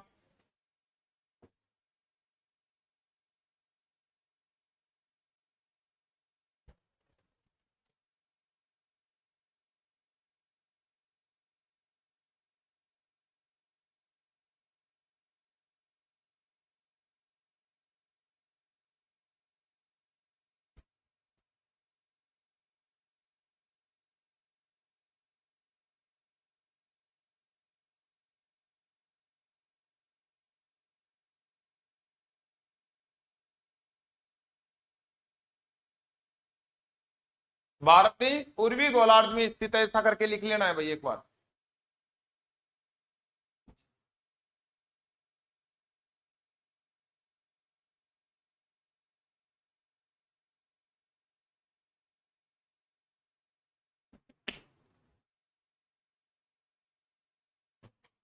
बढ़ो आगे, ये भी लिखो थी।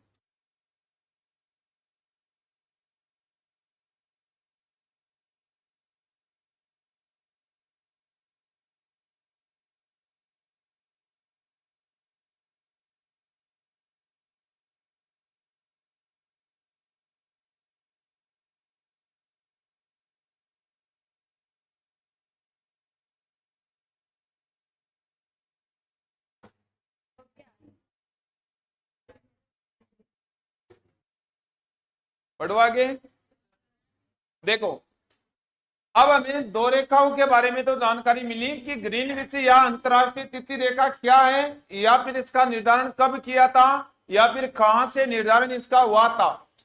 अब याद रखना, इसके अलावा नेक्स्ट जो स्थिति है वो अपने ग्लोब में अपने भारत की स्थिति बना के बताऊं।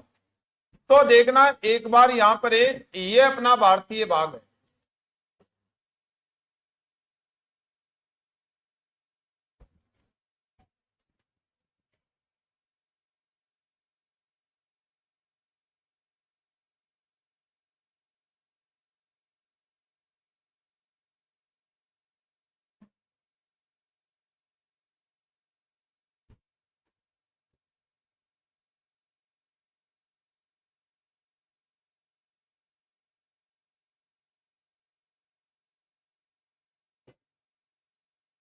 ये अपने भारत की सबसे पश्चिमी दिशा है, और इधर लिख देता हूं ये सबसे पूर्वी दिशा है। ये इस पश्चिम से लेकर पूर्व तक की भारत की चौड़ाई है।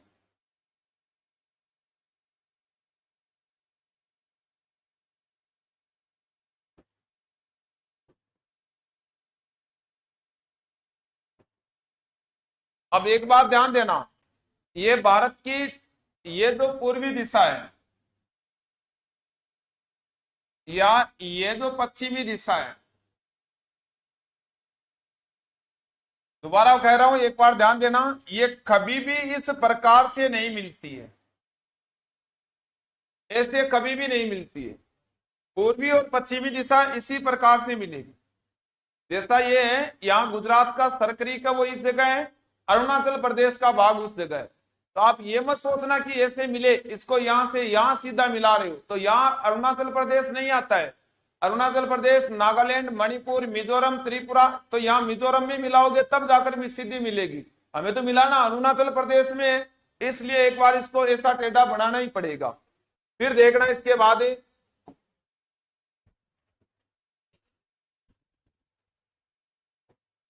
इधर देखो, अब ये जो अपने पास में अपना ग्लोब रहा है, इधर ध्यान देना एक बार, ये जो ग्लोब है, ये जो 0 डिग्री की रेखा है, इस रेखा से मैं जैसे ही भारत की तरफ चलूं तो यहां ये स्थान भारत का पहले आएगा और ये बाद में आएगा।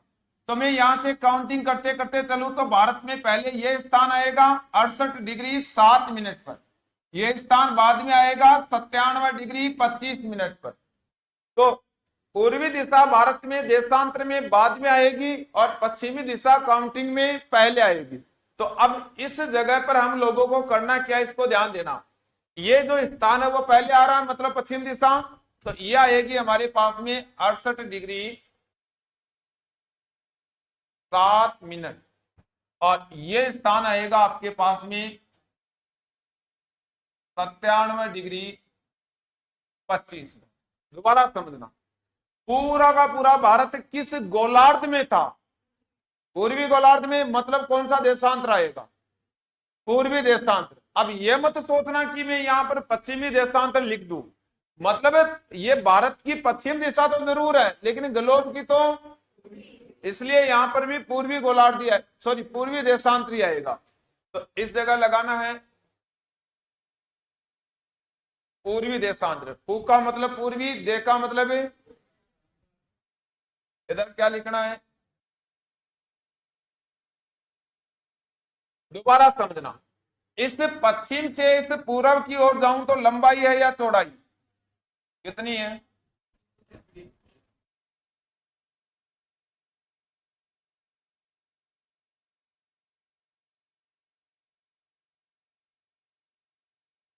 2933 किलोमीटर है। दूसरी बात क्या याद रखना है, देखो ये जो पश्चिमी भाग है अपने भारत का, ये जो पूर्वी भाग है, यहां क्या याद रखना, एक तो स्थान, कौन सा स्थान सबसे, तो याद रखना किबुथु, वालांगू, नहीं किबुथु जगह का नाम, वालांगू जिला, अरुणाचल प्रदेश राज्य।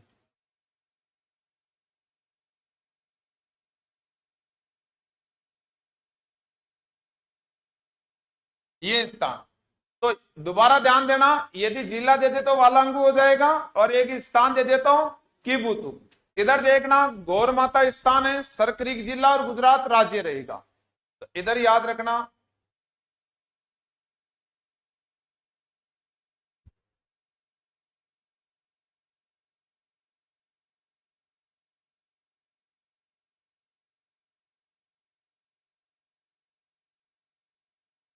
गुजरात का भाग रहेगा। आप देखना भारत में अपने पास में, यहां मैं लिख देता हूं,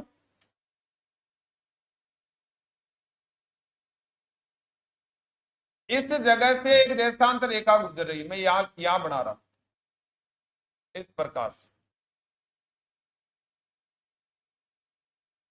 इसको ध्यान देना एक बार।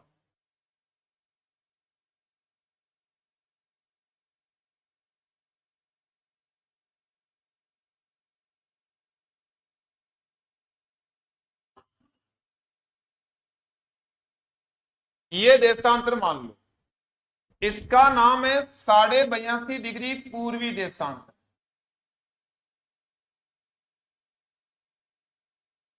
दोबारा ध्यान देना, 97 डिग्री मतलब 68 डिग्री से लेकर 97 डिग्री के बीच का जो भाग है वो कितना है, 82.5 डिग्री।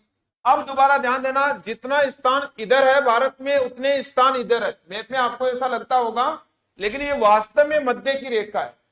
इसका हमने निर्धारण किया इस पूरे देश के समय को समान रखने के लिए। तो 82.5 डिग्री जो पूर्वी देशांतर रेखा है उसको कहा जाता है मानक समय रेखा। ये जो आपके पास मानक समय रेखा है वो कौन सी है, भारत की 82.5 डिग्री। मतलब पूरे देश का समय समान रखने के लिए 82.5 डिग्री पूर्वी देशांतर का निर्धारण किया गया। यह आपके पास 82.5 डिग्री है। इसको क्या याद रखना है, एक बार ध्यान देना इधर।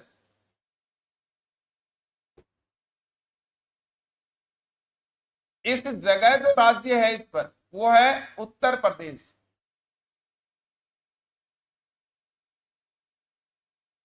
फिर जो राज्य आएगा वो है मध्य प्रदेश।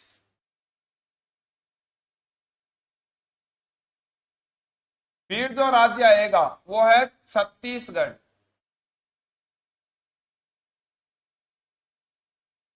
फिर जो राज्य आएगा वो है उड़ीसा। यहां जो राज्य आएगा वो है आंध्र प्रदेश। कितने राज्य हो गए जी, 5 राज्य। दोबारा याद करो, आपको याद है तो 5 राज्य तो है भारत के मानक समय रेखा पर। मतलब ये रेखा कौन सी है अपने भारत की,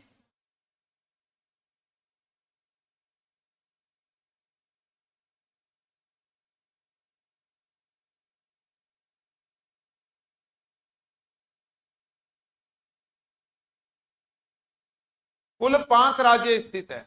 दोबारा समझना एक बार इसको। जैसे आपको मैंने बताया था कर्क रेखा पर अपने भारत में कितने राज्य थे, 8 थे। और मानक समय रेखा पर कितने राज्य बताए, 5। अब उसमें देखना, कर्क रेखा पर मध्य प्रदेश भी था और इसमें भी है, छत्तीसगढ़ भी था और इसमें भी है। तो याद रखना, मानक समय रेखा व कर्क रेखा पर समान रूप से कौन कौन से राज्य, मध्य प्रदेश और छत्तीसगढ़। अब दोनों राज्य है, लेकिन दोनों राज्यों में किस जगह पर ये किस राज्य में विभाजित करती है। तो छत्तीसगढ़ राज्य में दोनों आपस में एक दूसरे, भाई वो रेखा इधर से गुजर रही है तो कहीं ना कहीं टकराएगी तो जरूर। तो छत्तीसगढ़ राज्य में दोनों एक दूसरे को विभाजित करती है। तो ये क्वेश्चन भी बहुत अच्छे लेवल का आता है। समान राज्य कौन कौन से हैं ये अलग से लिखवा दूंगा आपको।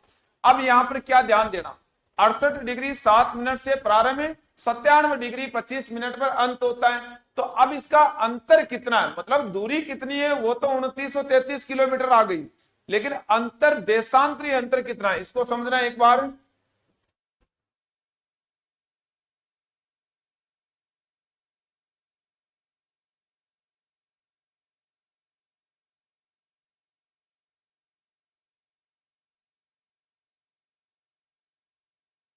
भारत की देशांतरीय स्थिति बोल के बता दो, कहां से कहां तक लिखना है, बताओ बताओ क्या लिखवाया। अरे बोलो तो सही।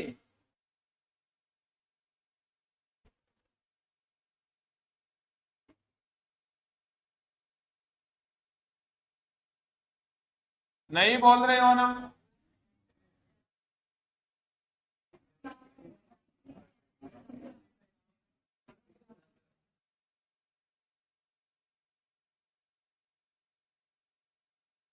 सही है।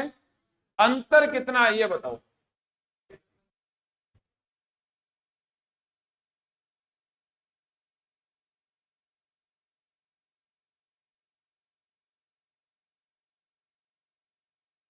देशांतर का अंतर 97 डिग्री 25 मिनट में से 68 डिग्री 7 मिनट माइनस कर लेना।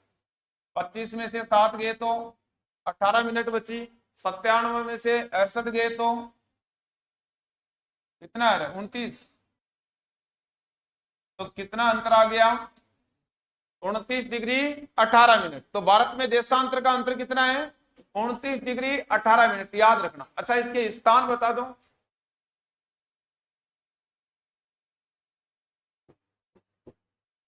बोलो बोलो। अरे बोल बोल क्यों नहीं रहे हो? अरे शर्म आ रही है क्या? गौर माता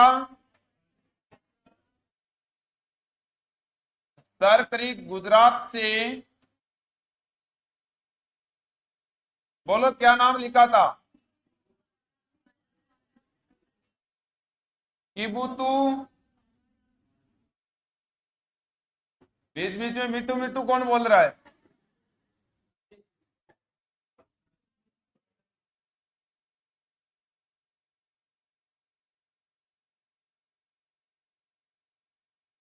प्रदेश तक है, ठीक है। अब देखना यहां से एक बात और समझना, भारत की मानक समय रेखा कौन सी है?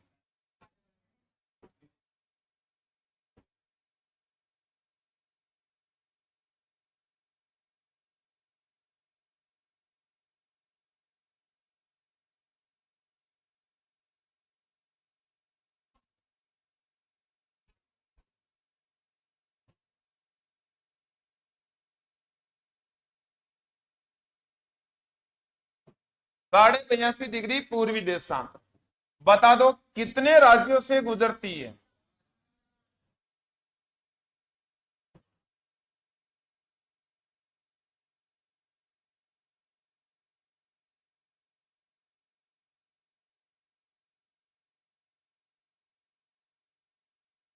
एक नंबर राज्य का नाम बताओ।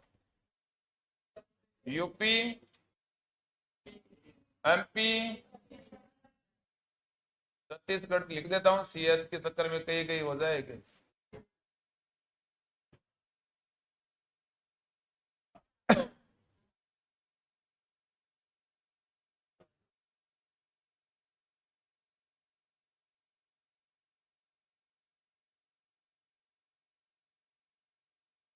एक छोटी सी बात साथ में लेते हुए चलना, ये दोनों राज्य कौन सी रेखा पर मिले थे? ऐसा करके याद हो जाएगा। तो समान रूप से मानक समय रेखा व करक रेखा कौन कौन से राज्यों से गुजरती है? मध्य प्रदेश व छत्तीसगढ़ से। ऐसा करके याद रखना। नोट लगा के एक अच्छी बात और लिखता हूं, याद रखना।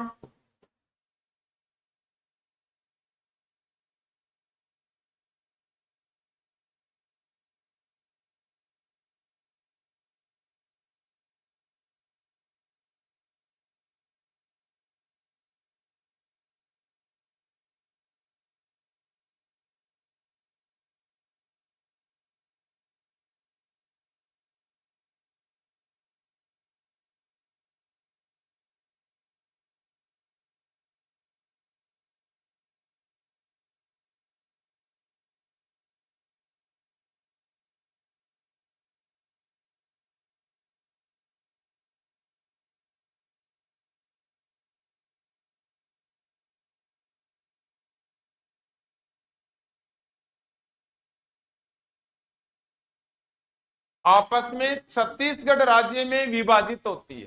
तो दोनों रेखाएं आपस में किस जगह पर विभाजित होती है? छत्तीसगढ़ राज्य में। देखना एक अच्छी बात बताऊं, इधर ध्यान दे लेना। अच्छा, अक्षांश देशांतर का अंतर कितना था ये याद है क्या आप लोगों को? 29 डिग्री 18 मिनट, याद रखना दोबारा इसको। और अब देखो अच्छी बात, इधर सुनो मैं क्या बता रहा हूं।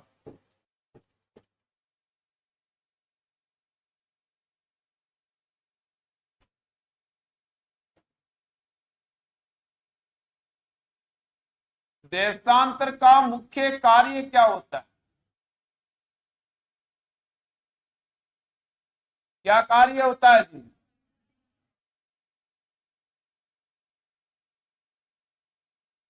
समय की गणना करना। अब मुझे एक बात बताओ आप, यह कुल देशांतर कितने? 860, 360। अब ये बताओ मुझे, 360 डिग्री देशांतर पृथ्वी कितने समय में घूमती है?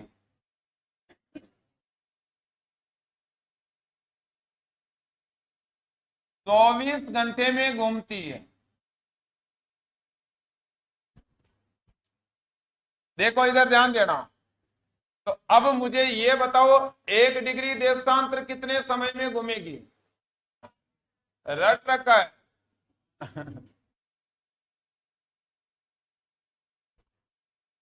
24 घंटे बटा में 360।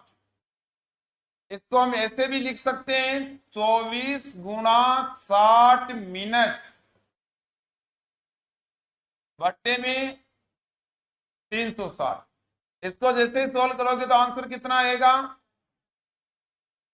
4 मिनट। अब देखना, पृथ्वी 1 डिग्री देशांतर घूमने में कितना समय लेती है? 4 मिनट। आओ भारत में देशांतर का अंतर बोलो जल्दी से।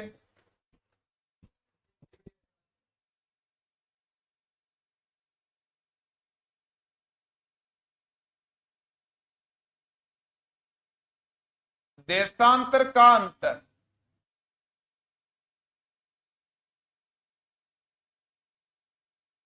29 डिग्री 18 मिनट है। अब 1 डिग्री में 4 मिनट है तो 29 में कितने हो गए?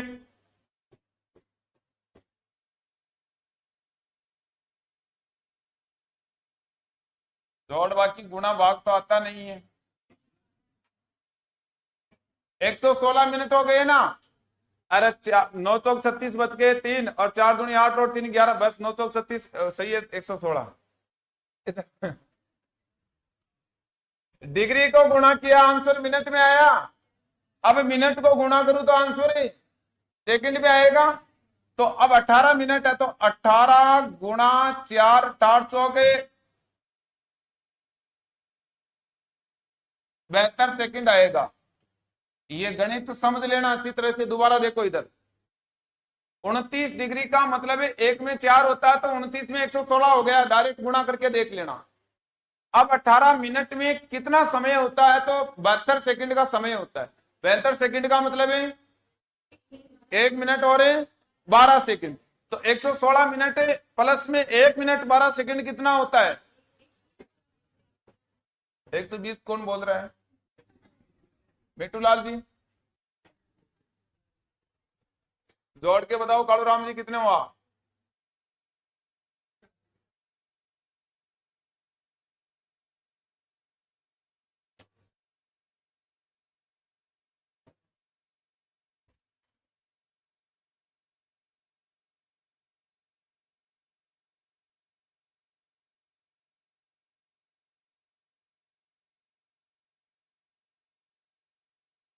भारत में समय का अंतर है 117 मिनट व 12 सेकंड। मतलब लगभग कितना हो सकता है जी?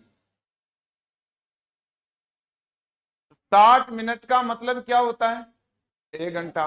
और 120 मिनट का मतलब है, तो लगभग 2 घंटे लिख दूं।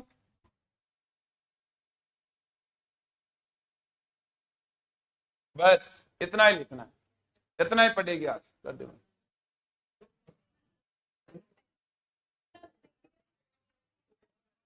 अरे लिखवा तो रहा हूं, एक बार रुको तो सही। आवाज क्यों कर रही हो आप? यहां तक है, बताना। यहां से लिखना था, यहां से, यहां से अक्षांश तक तो लिखवाया। अब जल्दी जल्दी फोटो खींच लो देशांतर की, एक एक करके सभी। मैं कल रजिस्टर देखूंगा, सभी का ध्यान दे लेना। पूरे मैप बनाए हुए होने चाहिए। ऐसा नहीं कि मैं बोर्ड पर बना रहा हूँ और आप जैसे एक बार रुक जाओ, 2 मिनट रुको, 2 मिनट का काम। ये फोटो की